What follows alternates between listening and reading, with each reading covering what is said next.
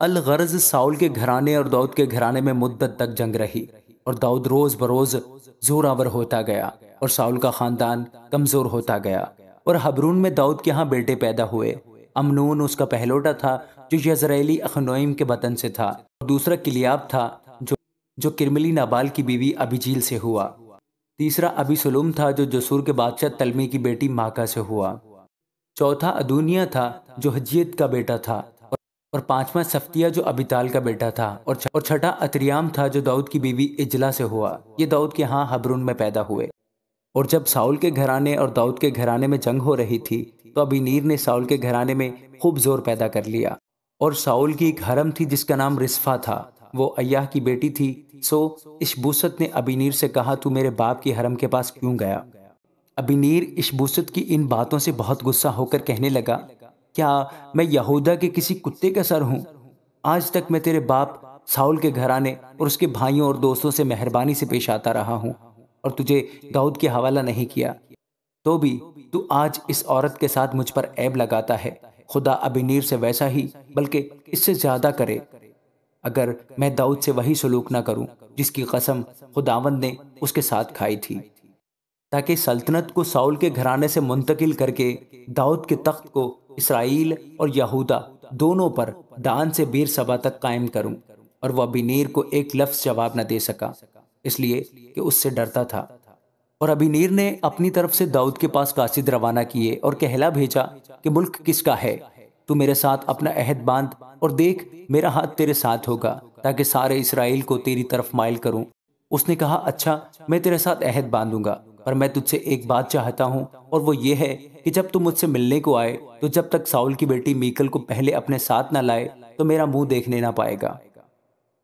और दाऊद ने साउल के बेटे इशबोसत को कासिदों की मार्फत कहला भेजा कि मेरी बीवी मीकल को, जिसको मैंने फिलिस्तियों की 100 खलड़ियां देकर ब्याह था, मेरे हवाला कर। सो इशबोसत ने लोग भेजकर उसे उसके शौहर लैस के बेटे फिल्तियल से छीन लिया, और उसका शौहर उसके साथ चला और उसके पीछे पीछे बहरीम तक रोता हुआ चला आया। तब अबीनीर ने उससे कहा, लौट जा। सो वो लौट गया। और अबीनीर ने इसराइली बुजुर्गों के पास खबर भेजी कि गुजरे दिनों में तुम ये चाहते थे कि दाऊद तुम पर बादशाह हो, बस अब ऐसा कर लो, क्योंकि खुदावंद ने दाऊद के हक में फरमाया है कि मैं अपने बंदा दाऊद की मार्फत अपनी कौम इसराइल को फिलिस्तियों और उनके सब दुश्मनों के हाथ से रिहाई दूंगा।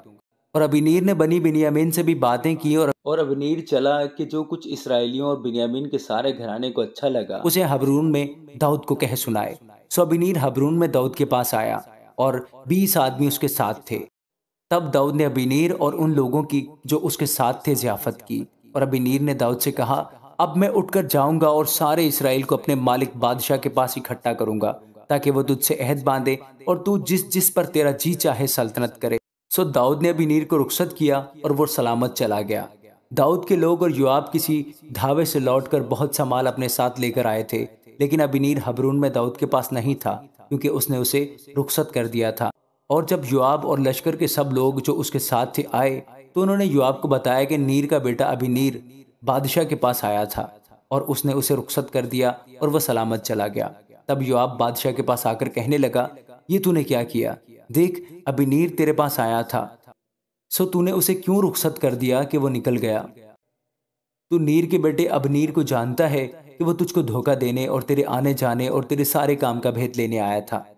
जब योआब दाऊद के पास से बाहर निकला तो उसने अबनीर के पीछे कासिद भेजे और वो उसको सीरा के कुएं से लौटा ले आए, पर यह दाऊद को मालूम नहीं था। जब अबनीर हबरून में लौटा तो योआब उसे अलग फाटक के अंदर ले गया ताकि उसके साथ चुपके चुपके बात करे, और वहां अपने भाई असाहिल के खून के बदला में उसके पेट में ऐसा मारा कि वो मर गया। बाद में जब दाऊद ने ये सुना तो कहा कि मैं और मेरी सल्तनत दोनों हमेशा तक खुदावंद के आगे नीर के बेटे अबीनीर के खून की तरफ से बेगुनाह हैं।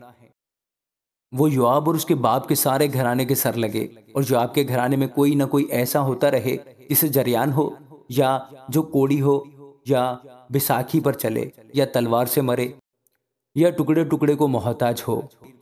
सो योआब और उसके भाई अबीशे ने अबीनीर को मार दिया, इसलिए कि उसने जबौन में उसके भाई असाहिल को लड़ाई में कत्ल किया था।